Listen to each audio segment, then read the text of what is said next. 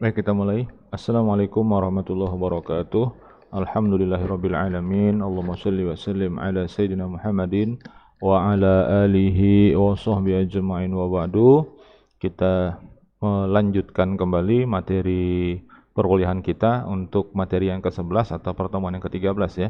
Kita membahas tentang bisnis digital dan makosid syariah. Yang lebih saya tekankan nanti adalah di sisi makosid syariahnya ya.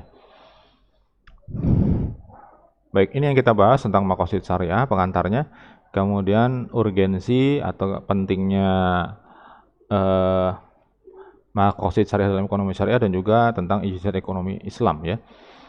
Kemudian implikasi makosid syariah, dan ada yang kita sudah kenal yaitu istilah maghrib gitu ya. Nanti apa, seperti apa, dan itu yang harus dihindari. Kemudian makosid syariah dan bisnis digital. Baik, sebelumnya jangan lupa untuk kita tetap mendoakan saudara-saudara kita yang ada di Palestina, terutama di Gaza dan juga daerah-daerah yang lainnya di seluruh dunia, di mana pada saat ini sedang luar biasa serangan-serangan terhadap umat Islam dimanapun berada, khususnya adalah di Palestina, terutama lagi yang ada di Gaza ya. Mudah-mudahan kaum muslimin yang ada di sana secara umum semuanya diberikan kekuatan, ketabahan, keikhlasan dan juga keselamatan.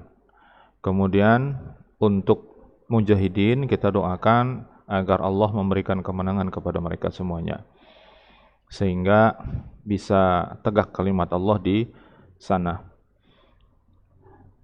Yang bisa kita lakukan hanya mendoakan. Kita mungkin tidak bisa berangkat ke sana, kemudian harta yang kita infakkan untuk membantu perjuangan mereka juga terbatas. Kita tahu bahwa bantuan-bantuan yang ada juga ternyata lebih banyak tertahan di Mesir ya, karena tidak bisa melalui perlintasan untuk masuk ke dalam wilayah Gaza seperti itu.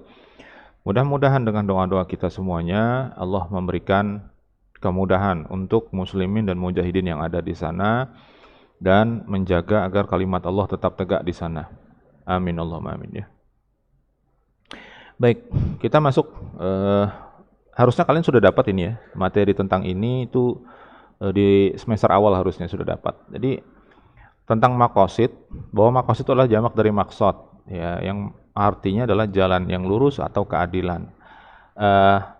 Makosid juga berarti hal-hal yang dikehendaki atau yang dimaksudkan atau yang dituju gitu, yang diinginkan. Bisa berarti jalan atau sumber air, bisa juga jalan menuju sumber kehidupan gitu ya. Jadi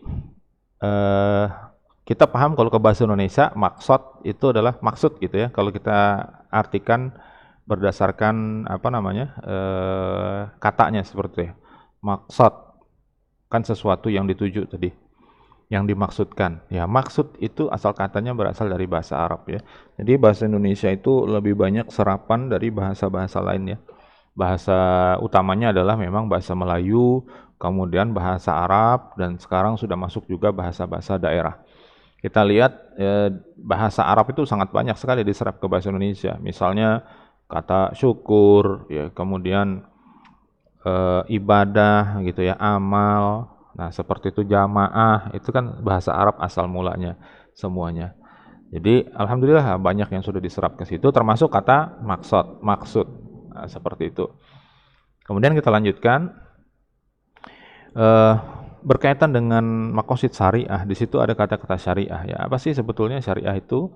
Nah, secara singkatnya saja kita bacakan dulu ayat dari surah Al-Jasiyah ayat 18. A'udzubillahi minasyaitonirrajim. Tsumma ja'alnaka 'ala syari'atin minal amri fattabi'ha wa la tattabi' ahwa alladzina la ya'lamun. Yang terjemahannya, kemudian kami jadikan engkau wahai Muhammad gitu ya, mengikuti syariat dari urusan agama itu.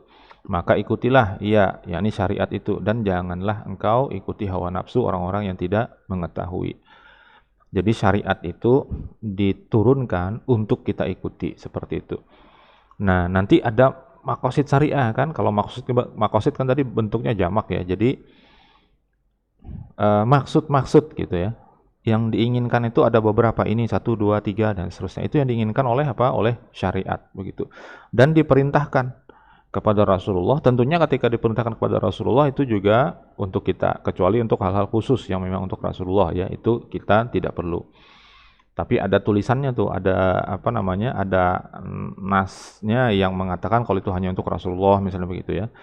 Ya, selain itu yang secara umum maka berlaku juga untuk umat beliau, termasuk kita sampai dengan manusia akhir zaman nanti.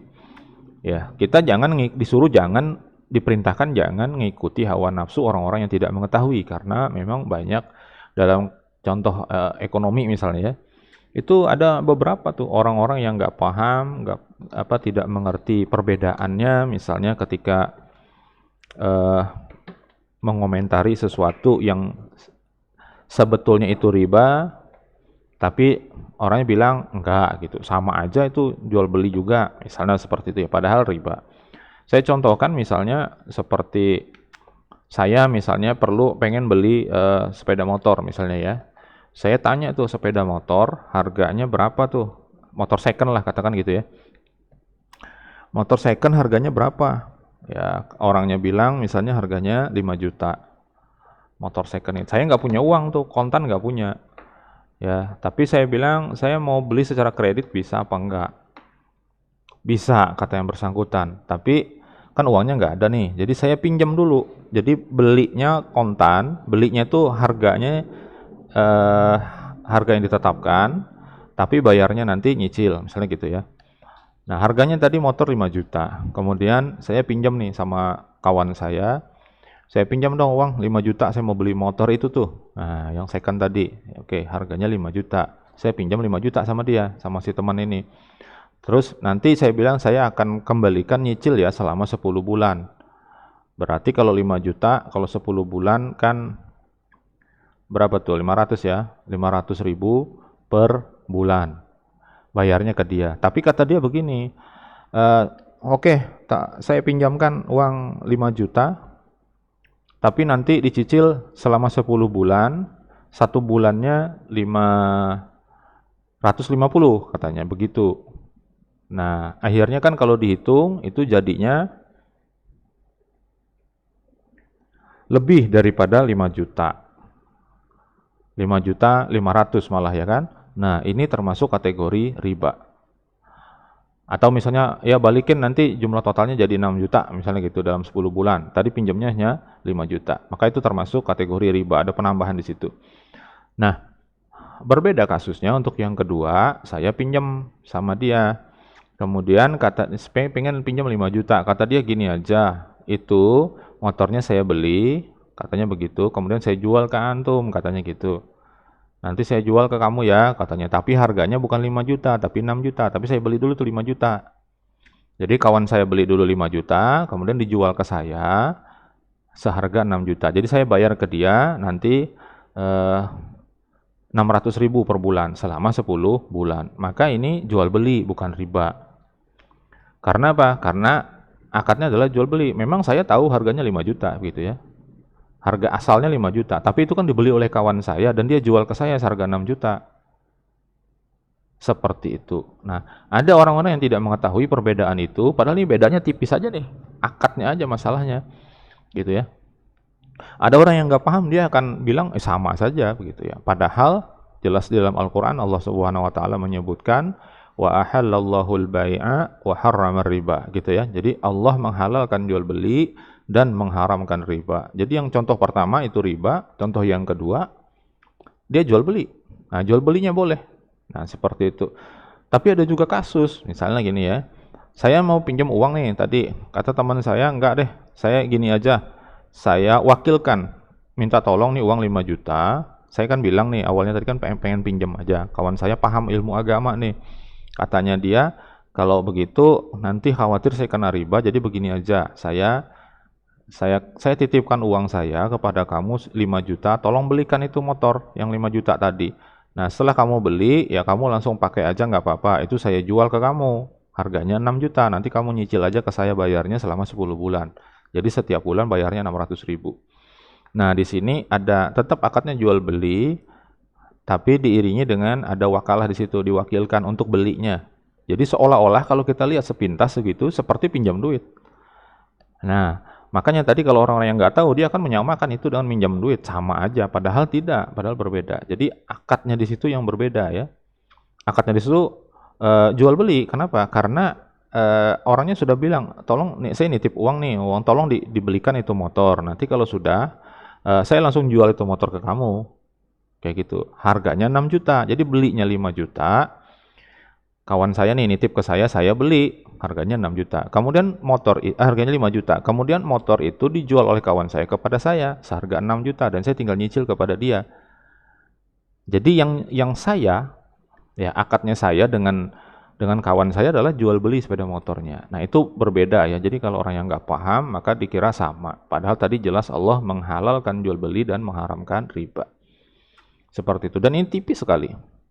Oke ya. Ya, tentang maqasid syariah itu adalah ilmu yang ditujukan untuk mewujudkan kemaslahatan dunia dan akhirat bagi manusia. Nah, ini ya. Jadi tujuannya dari maqasid syariah itu adalah kemaslahatan kebaikan di dunia dan di akhirat. Jadi bukan hanya di akhirat nanti, tapi di dunia juga tetap dalam kondisi baik ya. Nah, dasarnya adalah aturan-aturan tertentu ya yang digariskan. Sehingga nanti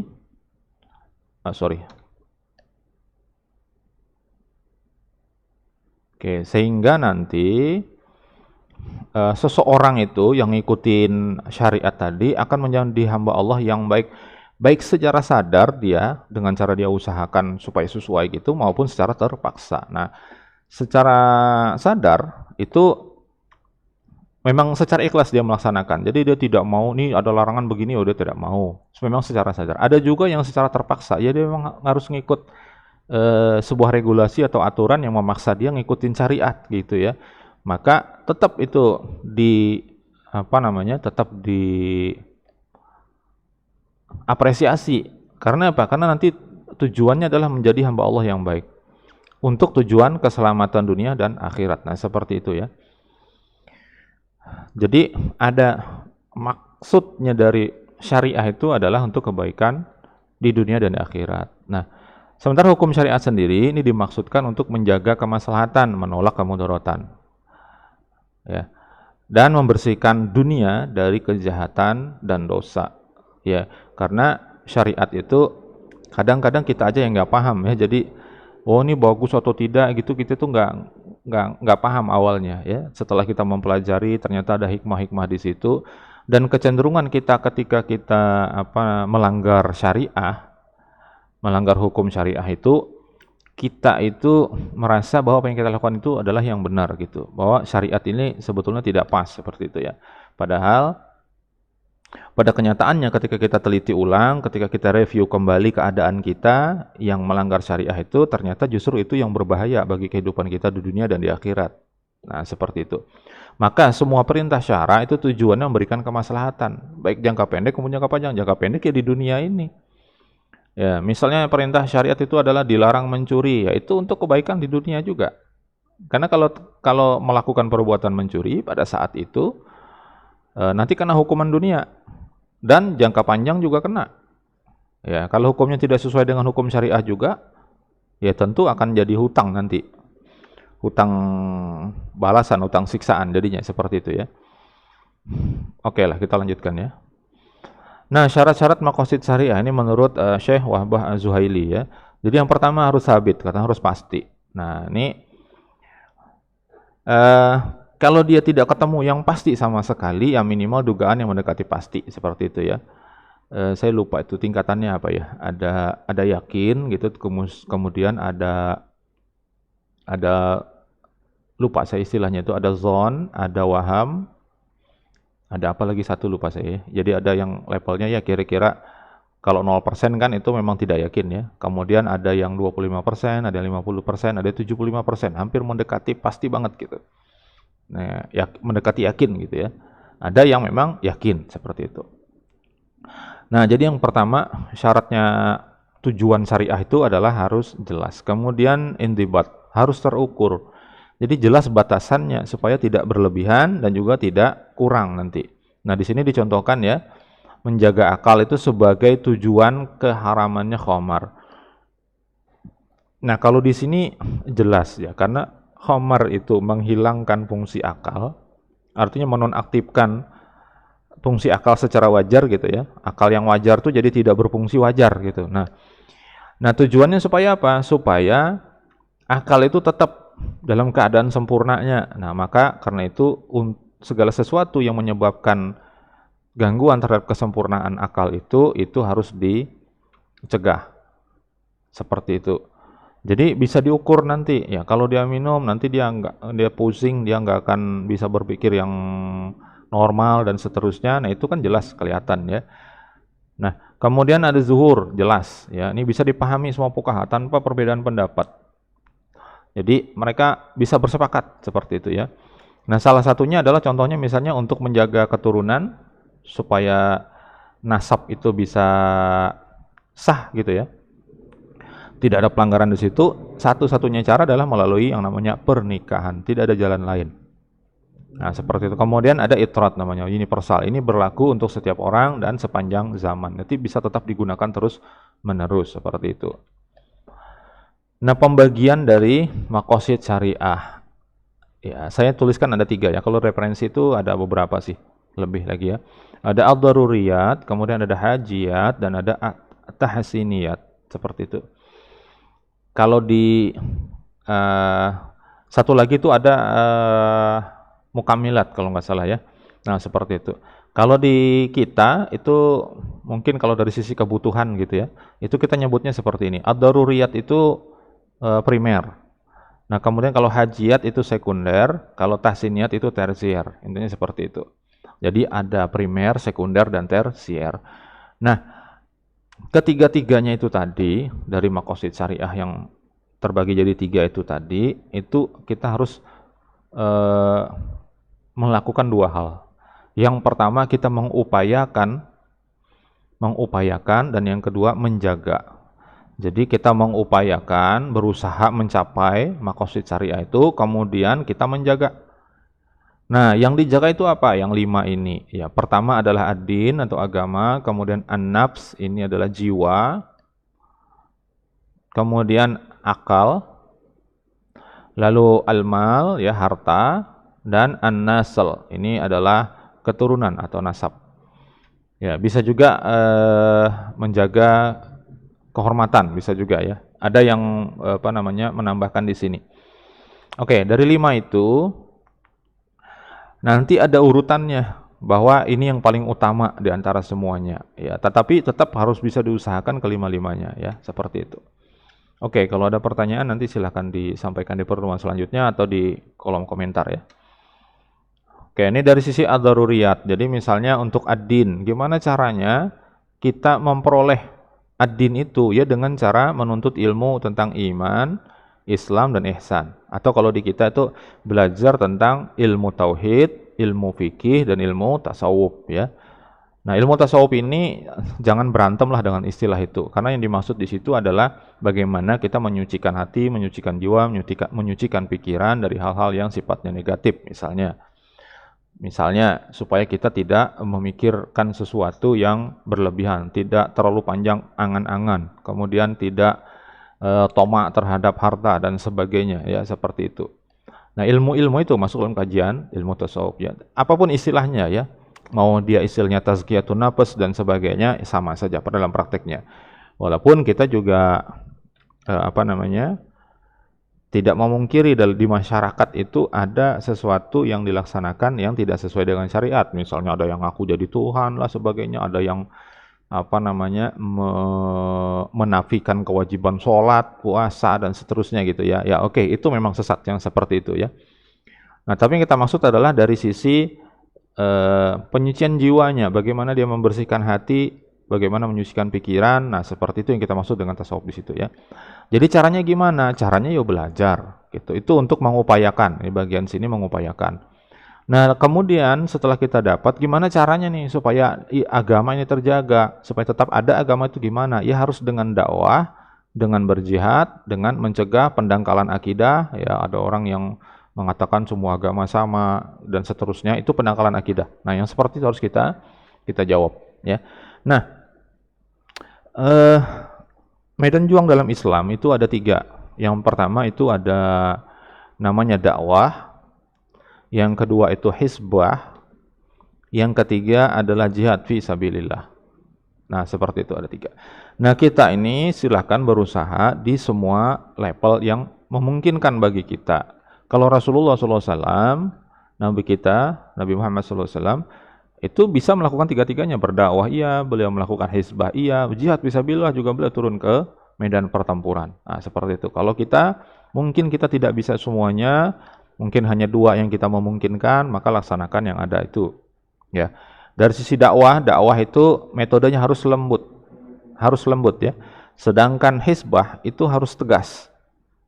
Dan jihad harus keras. Ya, nggak ada perang berjihad itu saling menggelitik itu kan nggak ada ya. Kemudian kalau hizbah misalnya amar ma'ruf nahi munkar itu yang dilakukan di situ. Amar itu kan perintah ya. Perintah itu tidak ada yang lembut. Perintah itu harus tegas. Misalnya kalau mengucapkan siap ya harus siap seperti itu. Maju, jalan, harus seperti itu, nggak ada maju, jalan, nggak ada yang seperti itu. Ya, kemudian dakwah harus lembut. Nah, dalam Al-Qur'an Allah Subhanahu wa taala berfirman, "Ud'u ila sabili rabbika bil hikmah wal mau'izatil hasanah wajadilhum billati hiya ahsan." Nah, seperti itu. Jadi, ajaklah kepada Tuhan. Yang namanya mengajak harus lembut ya. Ud'u ila sabili rabbika bil hikmah, dengan hikmah. Wal mau'izah hasanah, dengan contoh-contoh yang baik. Wajadilhum billati hasan, ya kalau terpaksa berdebat dengan cara yang terbaik, ahsan. Nggak boleh yang debatnya serampangan dan saling menghina misalnya, itu tidak boleh ya. Bismillah.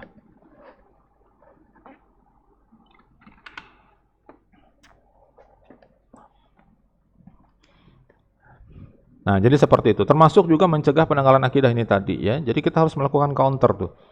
Ada orang yang mengatakan sama semua agama, tujuannya sama, jalannya berbeda-beda. Ingat ya, agama yang diridhoi oleh Allah Subhanahu wa taala itu hanya adalah agama Islam. Inna dina indallahil Islam. Itu jelas. Dalam surah Al-Maidah, ya Al-Maidah ya kalau nggak salah. Al-yauma akmaltu lakum dinakum wa raditu lakumul islama dina. Nah, seperti itu. Jadi yang diridhoi oleh Allah itu agamanya agama Islam.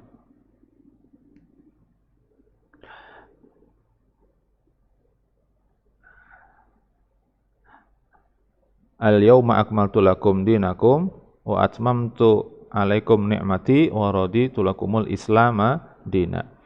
Ya, seperti itu ya. Jadi kita harus mengcounter tuh kalau ada pendangkalan-pendangkalan akidah yang mengatakan semua agama sama, Tuhan itu sama, katanya semuanya enggak. Jelas-jelas berbeda kok gitu ya. Kalau sama, kenapa ada banyak agama? Kan begitu ya.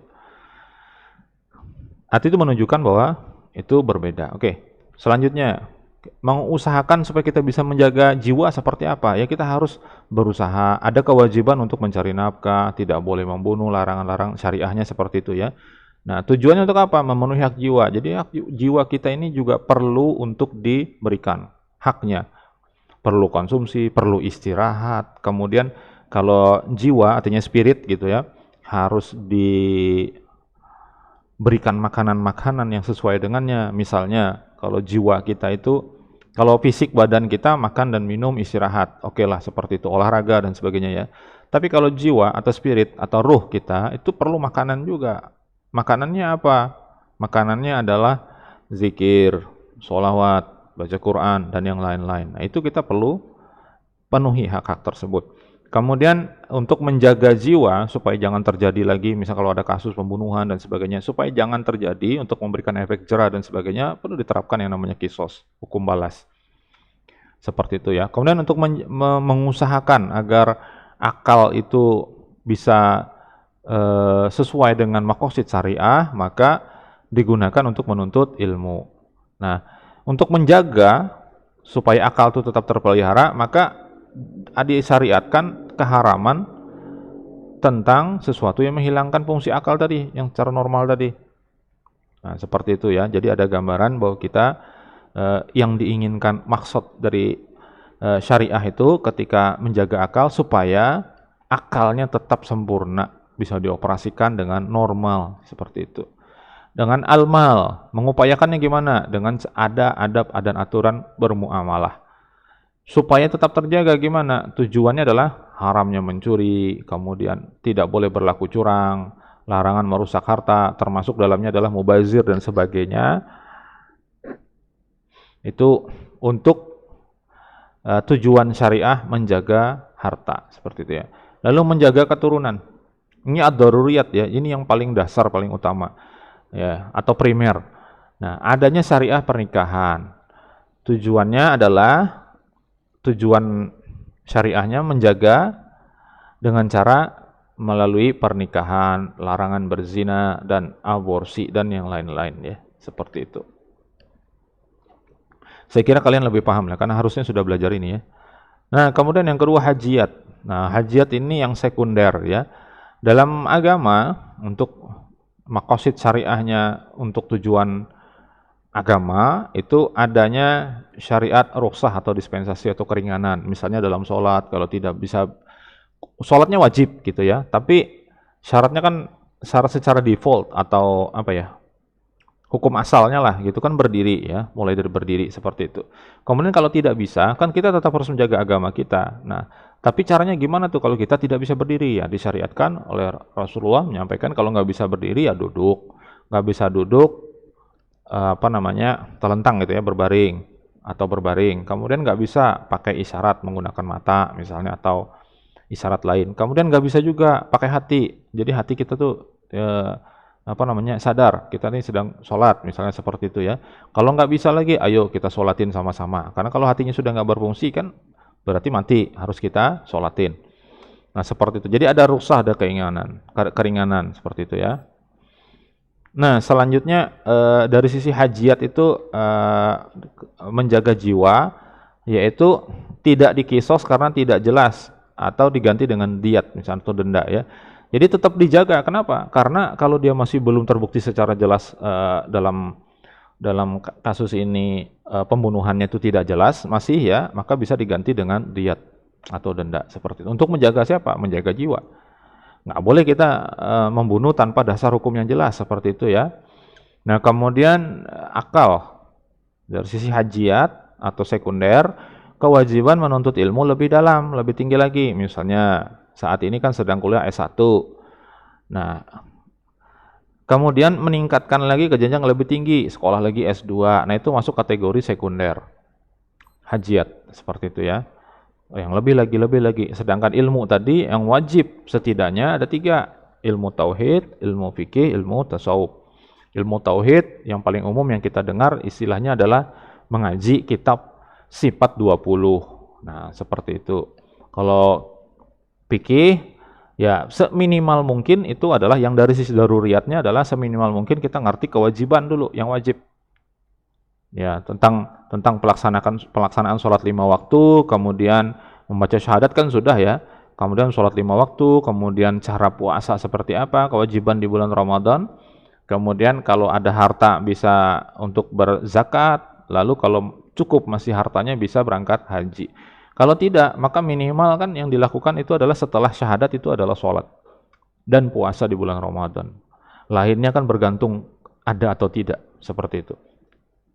Nah, dari sisi hajiat, ketika kita sekolah menuntut ilmu, bisa ke jenjang lebih tinggi, tapi itu hajiat masuknya. Ya, tetap tujuannya dalam rangka apa? Dalam rangka menjaga akal tadi. Nah, seperti itu. Kemudian menjaga harta, ya. Ini boleh bermuamalah yang terlepas dari kaidah yang umum. Apalagi zaman sekarang ya, itu kaidah-kaidah itu kadang-kadang harus kita kompromikan antar beberapa kaidah supaya bisa memenuhi keadaan yang terjadi saat ini seperti itu ya. Nah berikutnya untuk menjaga nasal, menjaga nasab tadi atau keturunan, yaitu dengan disyariatkannya pernikahan. Saya lanjutkan. Nah tahsiniat dalam rangka menjaga agama tadi, ya tujuan maqasid syariahnya dari sisi agama, dari pembagian tentang tahsiniat atau tersiernya. Nah berpakaian bagus saat ke masjid ini adalah sudah masuk kategori tersiernya seperti itu. Dianjurkan seperti itu ya. Tapi kalau nggak ada baju barunya, yang mau ngapain? Nggak bisa juga dipaksakan seperti itu ya. Nah selanjutnya lagi, misalnya untuk menjaga jiwa nafs ini ya, makan dengan beragam menu. Kalau aslinya makan adalah yang penting terpenuhinya secara standar begitu ya. Makan dan minum kita dan istirahat dan sebagainya itu sudah cukup. Kita menjaga jiwa menurut daruriyat. Nah, kemudian meningkat ke hajiat tadi itu bisa bertambah sedikit begitu ya. Nah, di tahsiniyat itu boleh misalnya makan menunya agak berbeda sedikit atau ada pilihan dan sebagainya ya. Tapi tidak boleh sekali lagi mubazir. Ya, karena itu ada larangan dalam surah Al-Isra. Innal mubazirina kanu ikhwana syayatin. Orang-orang yang berbuat mubazir itu, pemborosan itu adalah kanu ikhwana syayatin. Mereka itu adalah teman-temannya syayatin, jamak dari setan. Jadi setan-setan gitu ya. Nah, kemudian dari sisi akal tadi juga sama, melanjutkan pendidikan yang lebih tinggi lagi, sudah S2, sekarang nyambung S3, habis itu nyambung S4, gorengan 3 misalnya gitu ya. Nah, lanjutnya lagi, al-mal nih, larangan membeli di atas tawaran orang lain atau larangan meminang di atas di atas pinangannya orang lain. Itu kan ada hadis saya pernah baca, Rasulullah mengatakan tidak boleh seseorang itu meminang atas pinangan saudaranya atau menawar atas tawaran saudaranya, itu juga nggak boleh gitu ya. Nah, yang seperti itu masuk ke dalam tahsiniyat. Artinya masih boleh aja sebetulnya. Cuman kan jadi aneh tuh kalau ketika berdagang seperti itu biasanya dikeroyokin sih. Ya pedagangnya baru keroyokin, yang satu nawar, tiba-tiba satu merasa tertarik ikut nawar, ya segini aja, wah kacau. Ya harusnya selesaikan dulu satu, putus apa enggak gitu. Karena boleh saja harga itu berbeda, seperti itu ya.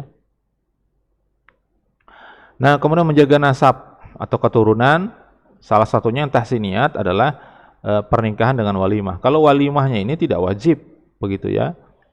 Kalau di anjuran sih ada, bahwa memberitahukan intinya kepada orang lain bahwa si A, si Fulan sudah menikah dengan si Fulanah, seperti itu.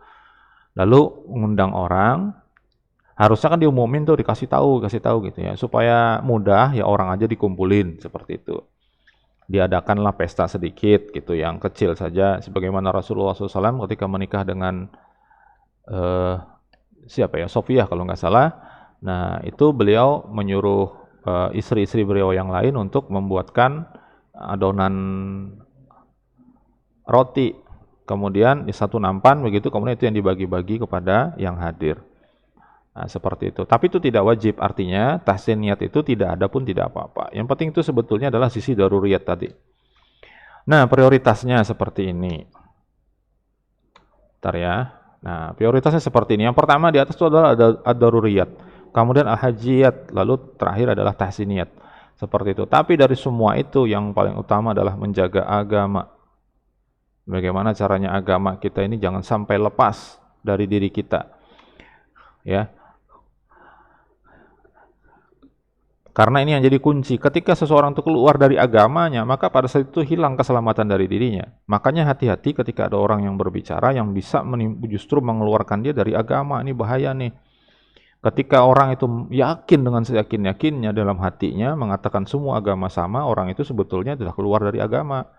Dari Islam sudah keluar. Kenapa?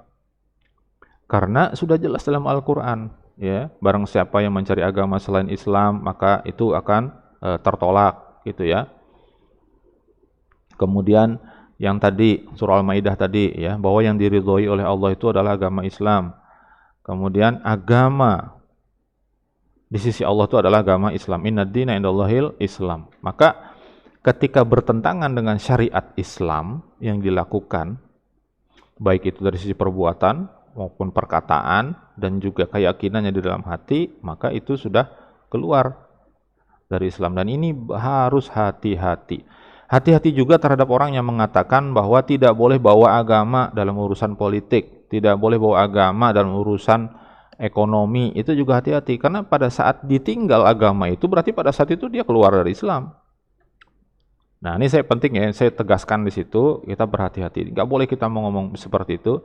Kalau kita mendengar ada orang berbicara begitu, kita bersangka baik saja bahwa itu hanya dari sisi lisannya saja, tidak dalam keyakinannya dia. Karena kalau sampai keyakinannya itu sangat disayangkan, itu akan mengeluarkan dia dari agama seperti itu ya. Kalau dia masuk kepada keyakinan. Tapi mudah-mudahan tidak seperti itu ya orang-orang yang mengucapkan itu. Dan kita juga punya kewajiban untuk menyampaikan bahwa jangan seperti itu gitu ya. Jangan mengulangi lagi perbuatan seperti itu terhadap kalimat-kalimat yang seperti itu. Itu membahayakan kepada akidah. Haus, saya minum dulu ya.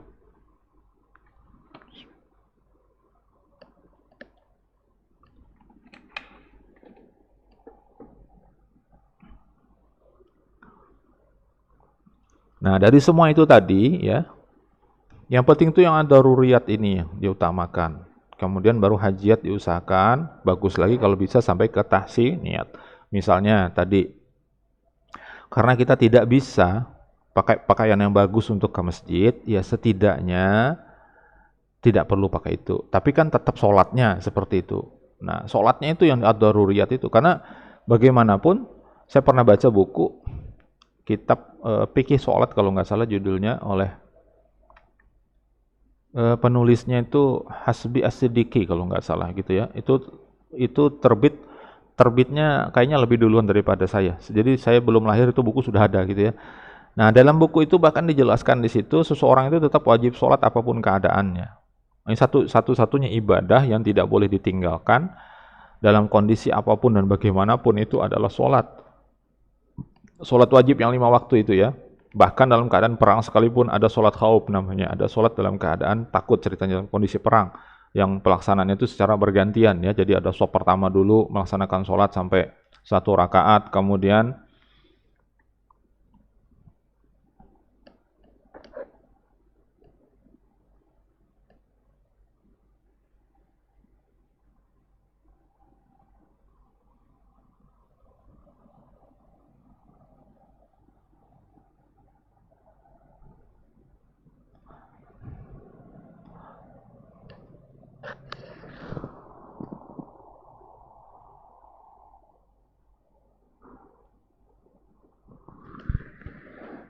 ya, kemudian setelah 1 rakaat baris depan, lalu baris belakang lagi. Sementara baris depannya berjaga, gitu ya. Bergantian seperti itu sampai dengan terakhir nanti salam secara bersama-sama. Ya, yang seperti itu. Kemudian ada lagi beliau itu menuliskan dalam kitab itu, bahkan boleh tuh sholatnya sambil lari. Jadi 1 rakaat dulu, habis itu lari dulu, menyelamatkan diri. Misalnya habis itu stop, lanjutkan sholat dan terus lagi sampai dengan sholatnya selesai. Intinya adalah itu adalah sifatnya daruriyat yang itu harus dipenuhi. Seperti itu ya, terkait dengan kewajiban. Kemudian ada juga saya pernah dengar seorang ustadz yang mengatakan, kalau misalnya kita nih dalam keadaan kelaparan sama sekali ya, dan kalau kita tidak makan, maka kita akan mati misalnya, tidak minum akan mati. Sedangkan yang ada pada saat itu adalah sesuatu yang diharamkan. Nah, sesuatu yang diharamkan ini menjadi halal sih, tetapi sifatnya temporer, sekedar untuk memenuhi agar kita tidak mati saja. Seperti itu ya. Jadi tidak sekenyang-kenyangnya gitu. Misalnya nggak ada lagi yang dimakan. Kebetulan ada yang haram saja di situ. Kalau kita nggak makan ya berbahaya nih bagi jiwa kita nih. Ya. Dan ketika jiwa kita itu selamat pada saat itu ya dalam konteks kasus ini, maka agama kita juga selamat, kita juga bisa melaksanakan sholat setelah itu misalnya ya. Maka pada saat itu keharaman itu menjadi boleh, secukupnya saja. Setelah itu balik dia jadi haram lagi. Nah seperti itu. Oke ya. Ya nanti dituliskan aja di komentar atau ditanyakan. Nah kemudian mengapa maqasid syariah itu jadi penting? Ya sebenarnya syariah itu adalah rahmat dari Allah Subhanahu wa taala yang dianugerahkan untuk kita umat manusia ya. Allah Subhanahu wa taala berfirman, kita ayatnya harusnya sudah tahu aja ini ya. Terjemahannya seperti ini, dan tiadalah kami mengutus kamu Muhammad melainkan untuk menjadi rahmat bagi semesta alam. Surah Al-Anbiya ayat 107. Wa ma arsalnaka illa rahmatan lil alamin. Jadi seperti itu. Nah, Rasulullah sebagai rahmat itu bukan hanya yang beliau bawa yang jadi rahmat seperti syariat dan sebagainya itu ya, bukan hanya itu, bukan hanya ajarannya saja, tetapi juga Wujud fisiknya Rasulullah SAW itu juga adalah rahmat dari Allah Subhanahu Wa Taala. Jadi kalau apa namanya, kalau orang-orang yang belajar ilmu ma'rifat, ilmu tasawuf gitu ya, rahmat itu siapa? Rahmat itu apa sih? Nah, dijawabnya rahmat itu adalah Muhammad, seperti itu. Karena beliaulah gitu. Ya. Segala sesuatu diciptakan itu karena sebab beliau. Nah, seperti itu. Jadi sedemikian pentingnya dan mulianya Rasulullah Muhammad SAW, beliau adalah menjadi rahmat bagi semesta alam. Seluruh alam, bukan hanya umat Islam saja. Karena aturan yang dibawa oleh beliau, yakni syariat itu, berlaku sebetulnya bukan hanya umat Islam, tapi berlaku untuk semua orang juga. Seandainya mereka mau melaksanakan itu, dan mereka mau menerima ajaran Islam, maka mereka semua akan selamat. Nah, kenapa maqasid syariah itu menjadi penting? Pertama, untuk mengungkapkan tujuan, alasan, hikmah tasyri' dari setiap bidang kehidupan dan setiap ajaran Islam. Itu untuk mengungkapkan alasannya kenapa. Aturan syariat itu ketika ditetapkan seperti ini, tujuannya supaya apa? Begitu. Contoh tadi kan, kenapa kok diharamkan khamar atau sesuatu yang memabukkan seperti itu. Ya, tujuannya supaya apa? Menjaga akal tadi, karena kalau akalnya hilang, secara otomatis nanti akan melakukan hal-hal yang tidak baik. Seperti kita sudah paham lah ya tentang cerita seseorang yang disuruh memilih antara berzina, membunuh dan minum minuman keras. Seperti itu ya. Ujung-ujungnya ternyata apa? Ternyata yang dianggap adalah yang kecil, padahal semuanya itu adalah maksiat gitu ya, level dosa semua. Cuman beliau mencari yang lebih ringan katanya, yaitu dengan minum aja nggak apa-apa, kan cuma minum doang. Ternyata setelah minum berzinanya iya dan membunuhnya juga iya, seperti itu. Nah, ada hikmah-hikmah seperti itu yang ada di balik dari penetapan syariat, dari maksud-maksud syariat itu ya. Kemudian memantapkan kemampuan seseorang faqih dalam melaksanakan istinbat hukum. Ini juga karena ada maqasid syariah tadi, jadi lebih mudah dalam proses penetapan hukum. Kemudian memperkaya kajian usul fikih terkait maqasid, misalnya masalah maslahat, qiyas, uruf dan sebagainya gitu ya. Uruf itu kebiasaan di masyarakat. Kita misalnya nih ya, kita belanja tuh di warung-warung. Kita kan belanja barangnya itu kan dimasukin dalam plastik. Lah plastiknya kan kita nggak pernah bayar. Kita nggak pernah bayar dan kita juga nggak pernah bilang terima kasih plastiknya, misalnya kan nggak pernah. Tapi itu uruf jadi kebiasaan kalau belanja dibungkus. Nah seperti itu ya. Padahal harga barangnya aja loh yang disebut, bukan bungkusnya. Bungkusnya nggak pernah disebut. Bahkan yang namanya plastik itu kan besar dan kecil ukurannya ya, dan harganya itu berbeda. Nah seperti itu. Tapi itu jadi uruf, jadi kebiasaan. Misalnya lagi pinjam pulpen katanya, tapi ditulis, lah tintanya kan ketinggalan ketika ditulis. Terus balikin kan tintanya nggak balik. Nah tapi itu jadi uruf. Yang dimaksud dengan situ adalah pinjam sekaligus menggunakan pulpen itu dan minta tintanya, kan begitu ya. Mengurangi perselisihan fikih dan fanatisme mazhab. Nah ini juga sama. Kalau dia maqasidnya itu sama yang dituju, nanti perselisihannya akan lebih sedikit gitu ya. Nah, membantu mukallaf, orang yang terkena kewajiban, untuk melaksanakan kewajiban dengan baik dan sempurna. Kalau dia paham tentang maqasid syariah. Apa yang harus dijaga? Menjaga jiwa, tadi menjaga agama, menjaga harta, menjaga keturunan, dan menjaga akal tadi ya. Kemudian menyelaraskan sikap, mengambil makna lahiriah, dan memperhatikan makna tersirat dari teks dalil. Jadi dalil itu dilihatnya secara zahir dan sekaligus juga secara batin. Seperti itu, supaya diselaraskan. Nah ini maksud dari syariah. Kemudian untuk membantu mengetahui hukum yang bersifat kulliyah, yang bentuknya secara umum, secara keseluruhan, dan juga juz'iyah, yang parsial sifatnya, yang khusus ya. Kemudian bisa untuk membantu para khatib, da'i, guru, dosen, pengajar, yang lain, hakim, mufti, mursyid, dan lainnya untuk berijtihad dalam bingkai tujuan syariah. Nah, menegaskan karakteristik Islam yang sesuai dengan zaman, abadi, realistik, dan menarik. Nah, ini maqasid syariah itu.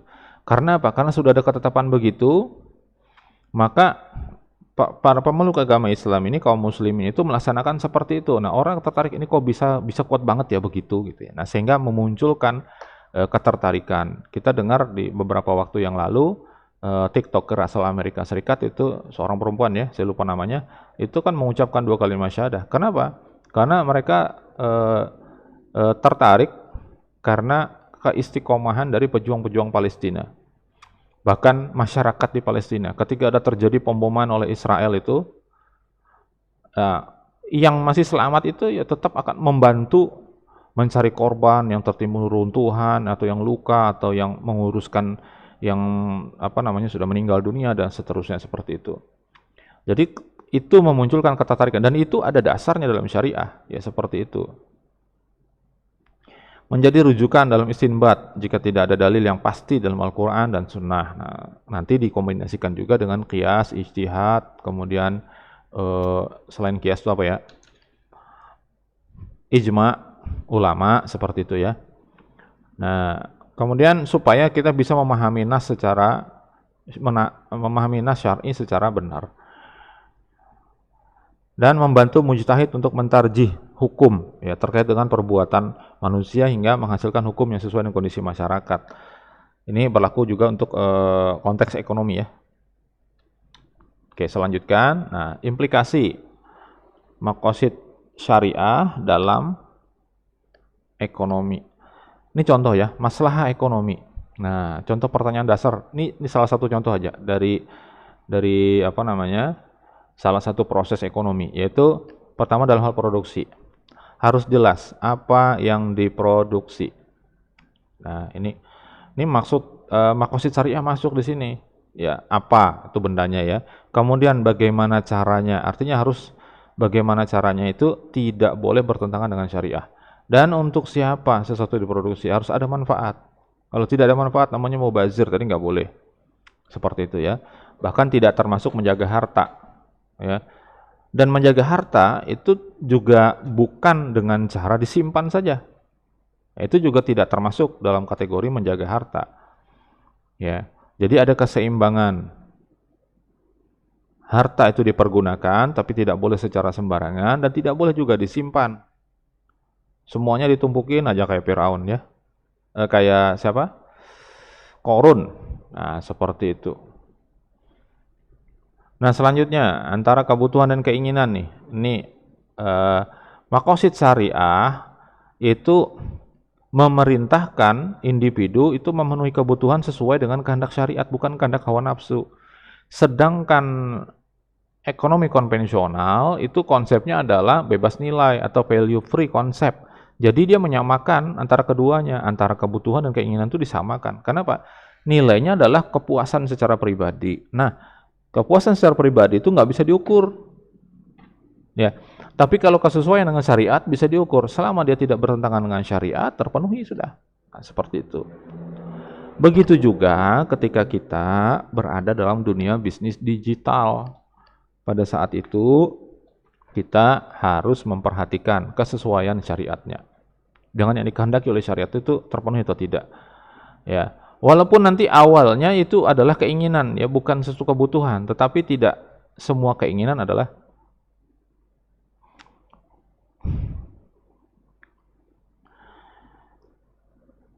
walaupun tidak semua keinginan adalah kebutuhan gitu ya.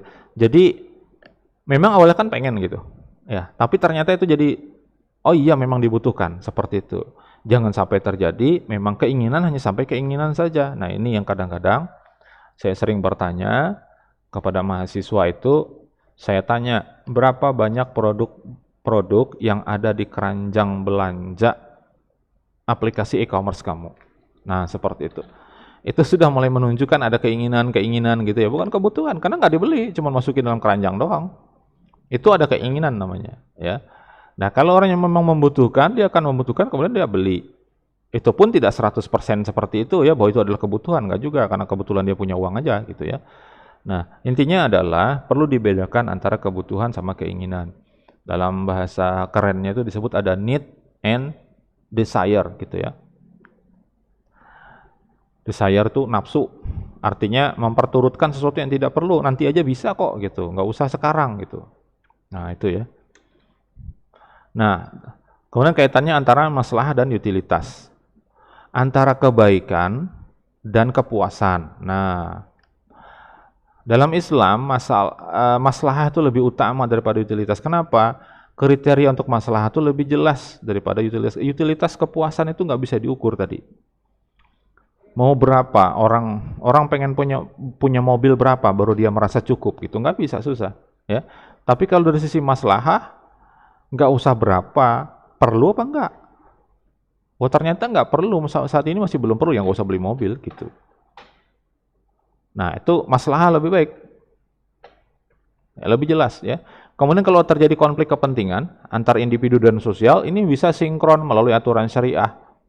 Misalnya melalui apa?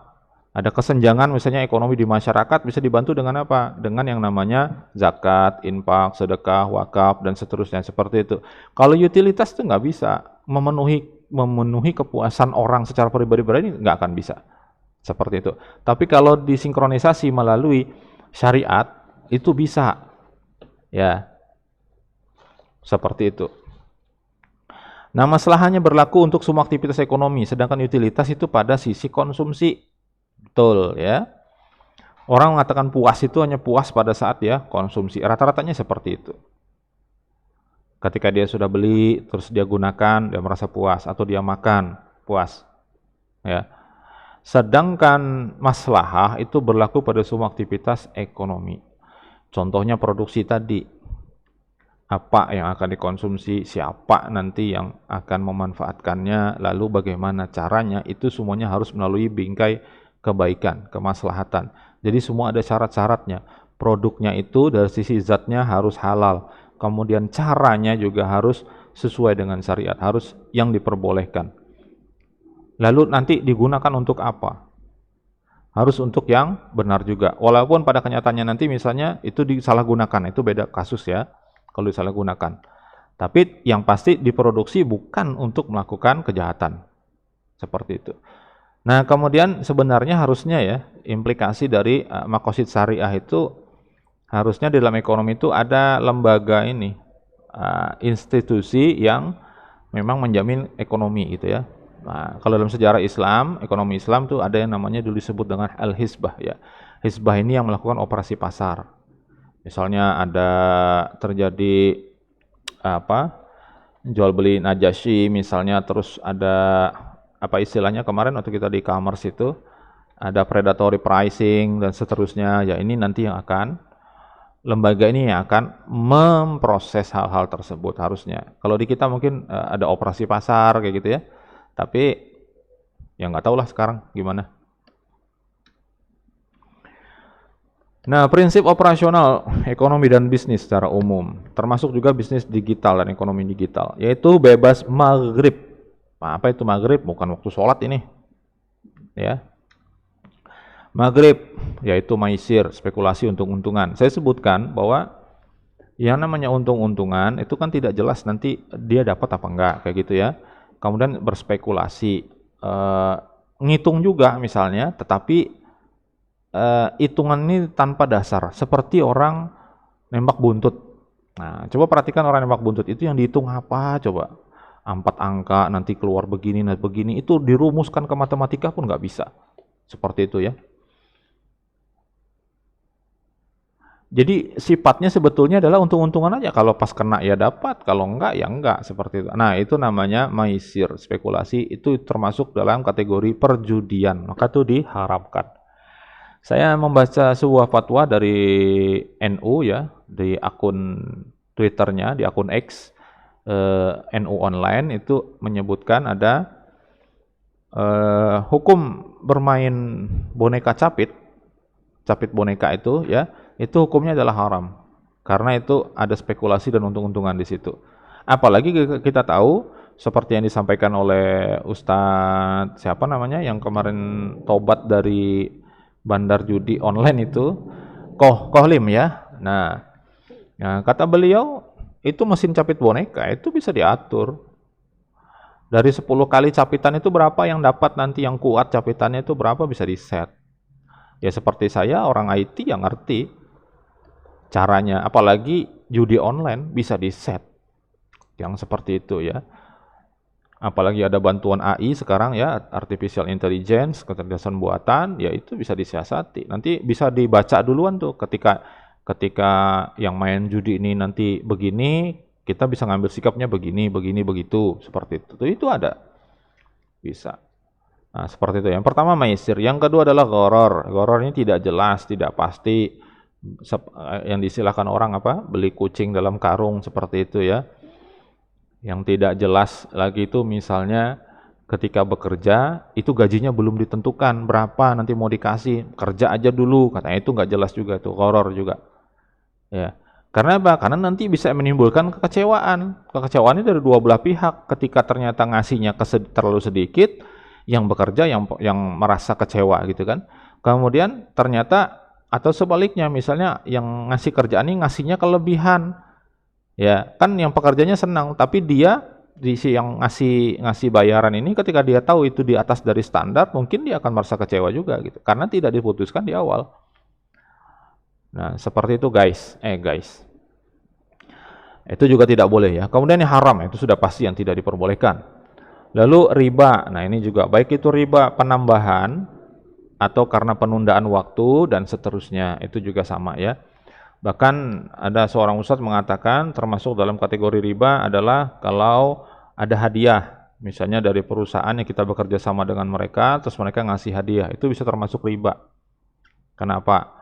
Karena kemungkinan akan ada tujuan tertentu supaya misalnya proyek tetap berjalan dengan mereka tanpa ganti rekanan misalnya dan seterusnya. Kalau ada tujuan-tujuan seperti itu maka termasuk kategori riba. Termasuk juga yang masuk riba adalah ketika kita misalnya ya kita pinjam uang sama kawan misalnya. Kemudian selama ini kita nggak pernah tuh ngasih teman itu misalnya ngasih buah, ngasih apa itu nggak pernah, ngasih hadiah tuh nggak pernah. Karena ada sebab kita pinjam sama dia, terus kita beli makanan, beli sate misalnya, terus kita belikan juga buat dia, terus kita kasih. Yang seperti itu kita jadi pelaku riba. Dan yang menerima, kalau dia menerima, maka dia termakan riba juga. Padahal cuma ngasih loh Pak, dan niatnya nggak ada. Iya, termasuk di situ. Kecuali selama dia belum pernah melakukan pinjam-minjam itu sudah biasa seperti itu, ngasih hadiah itu sudah biasa. Ketika dia beli gorengan, dia belikan juga buat temannya tadi, terus kemudian dia pinjam uang sama temannya, terus dia nanti kasih lagi gorengan atau yang lain, nah itu nggak apa-apa karena sebelumnya sudah pernah terjadi seperti itu. Tapi kalau belum pernah terjadi, pasti ada tendensi tertentu. Nah, tendensinya apa? Supaya jangan marah, supaya nanti nagihnya jangan galak-galak misalnya dan seterusnya gitu ya. Nah, ini sangat berbahaya yang seperti ini. Ya, masuk kategori riba dia. Kemudian ada sesuatu yang disebut dengan batil. Batil ini sesuatu yang tidak sah, yang memang tidak sah dari awal, itu nggak boleh ya. Tidak sah dari awal misalnya jual beli sesuatu yang najis misalnya. Ya. Jual kawan misalnya gitu ya. Enggak lah kalau itu ya. Oke. Oke, kalau ada pertanyaan nanti tuliskan aja.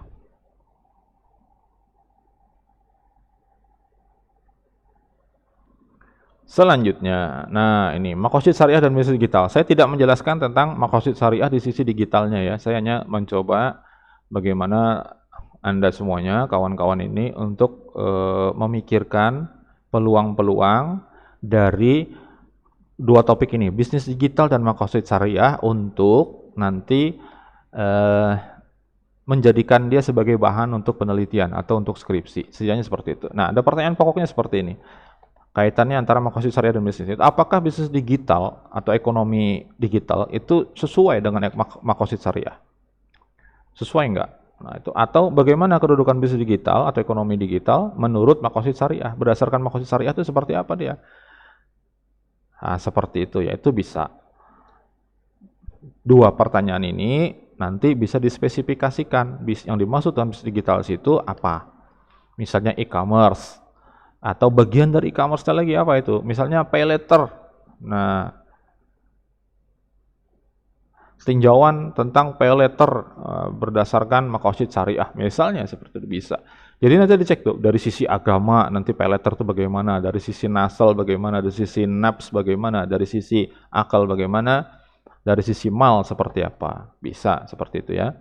Jadi saya fokusnya di pembahasan ini bukan membahas tentang detail makosid syariah dan bisnis digitalnya, tapi saya memancing saja.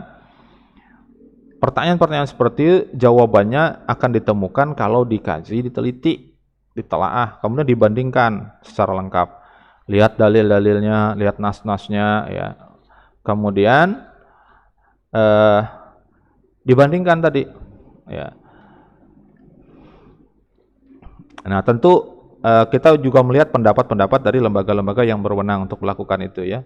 Bisa juga sih dilakukan oleh individu, seperti contohnya ada beberapa artikel gitu ya yang dia. Tapi kalau pendapat pribadi atau pendapat dari penelitian itu kan tidak bisa kita terapkan. Tapi kalau dia berupa fatwa yang dikeluarkan oleh lembaga, maka itu kita lebih kuat lah. Kenapa? Karena kalau lembaga itu mereka pasti membahas itu dengan berbagai bidang ilmu ya. Sementara kalau penelitian itu hanya pemikiran dari penelitinya saja. Walaupun berdasarkan bukti-bukti yang ada seperti itu ya. Nah, produk hukum berkaitan dengan bisnis digital terutama ya. Nah, ini ada online shop ini tahun 2021 oleh Fatwa DSN MUI ya. Ada dropship, ada marketplace. Kemudian ini yang penting ya, penggunaan dana yang tidak boleh diakui sebagai pendapatan. Nah, ini juga ada misalnya denda, takzir gitu ya. Itu semuanya yang tidak boleh diakui sebagai pendapatan itu harus masuk kepada amal. Nah, seperti itu. Kemudian ada uang elektronik syariah. Elektronik syariah kan masuknya bisa digital atau ekonomi digital ya. Kemudian jual beli emas tidak tunai ini juga ada yang masuk di dalam marketplace dan sebagainya. Jadi setiap kita belanja gitu ada poin-poin tertentu tuh dinilai dengan emas nantinya seperti itu. Ada yang seperti itu ya. Nah, ada kartu syariah, nih biaya kartu syariah, terus jual beli mata uang atau as-sharaf. As-sharaf ini baik dia secara manual maupun secara elektronik. Kalau saya lupa itu ada 4 tipe dalam proses jual beli mata uang itu. Dari keempat itu hanya satu yang diakui oleh DSN MUI yang dihukumi boleh. Mubah hukumnya boleh. Itu hanya satu. Lainnya sisanya haram semua. 3 itu. Saya lupa itu ada option, ada apa lupa saya lah. Seperti itu ya. Nah, selanjutnya nih kajian ilmiah. Tadi yang saya katakan ya, saya lebih memancing ke arah ini sebenarnya supaya kita bisa mengeksplorasi lagi lebih jauh bagaimana maqasid syariah itu dihubungkan dengan bisnis digital atau bisnis digital, ekonomi digital itu disesuaikan dengan maqasid syariah. Ada beberapa contoh seperti ini ya. Ya udahlah, bisa dibaca sendiri ya. Nih, transaksi fintech syariah dalam perspektif maqasid syariah. Kemudian etika bisnis e-commerce ya, berdasarkan maqasid syariah. Nih, rencana penerbitan rupiah digital menurut tinjauan maqasid syariah. Nah, seperti itu judul-judul yang sebetulnya memungkinkan kalian sebetulnya untuk membuat judul artikel atau judul penelitian seperti itu. Saya ngarahkannya ke sana gitu ya. Yang saya maksud itu. Baik. Oke. Kalau sudah tidak ada pertanyaan, ya. Karena saya ngomong sendiri ceritanya, jadi tuliskan aja di komentar atau nanti ditanyakan pada saat kita tatap muka ya. Oke, jangan lupa untuk buat rangkuman, diberikan identitas secukupnya, kemudian di PDF-kan dan dikompres dulu ya, jangan ukuran yang besar yang dikirimkan karena nanti ada potensi kegagalan pada saat mengirimkan. Ya, dikompres saja, di online banyak itu fasilitas bisa untuk mengompres file PDF. Oke, kalau sudah tidak ada, saya cukupkan untuk pertemuan ini. Mudah-mudahan yang kita bahas ini bermanfaat bagi kita dunia dan akhirat tadi dan kita bisa melaksanakan syariah itu dengan sempurna. Kita usahakan sedapat mungkin dan mudah-mudahan Allah memberikan kita taufik dan hidayah untuk melaksanakan itu semuanya. Kembali jangan lupa kita mendoakan saudara-saudara kita yang ada di Palestina, mudah-mudahan Allah memberikan mereka pertolongan, bantuan, kemenangan kepada mujahidin dan muslimin yang ada di Palestina dan di seluruh negara-negara yang ada umat Islamnya. Supaya mereka semua, kita semuanya umat Islam terhindar dari fitnah-fitnah orang-orang kafir dan juga bisa selamat dari kezaliman-kezaliman mereka. Dan mereka yang melakukan kezaliman-kezaliman itu hancur oleh kezaliman mereka sendiri. Nah, mudah-mudahan Allah juga meninggikan kalimatnya di buminya ini dan kita memuliakan Islam dan terhindar dari perbuatan-perbuatan yang justru menghinakan Islam ya. Saya kira itu cukup. Terima kasih atas perhatian Anda semuanya. Mohon maaf kalau ada kesalahan kekurangan. Kita ketemu di pertemuan selanjutnya. Saya akhiri. Hadani Allah wa iyyakum ajma'in wal afu minkum. Wassalamualaikum warahmatullahi wabarakatuh.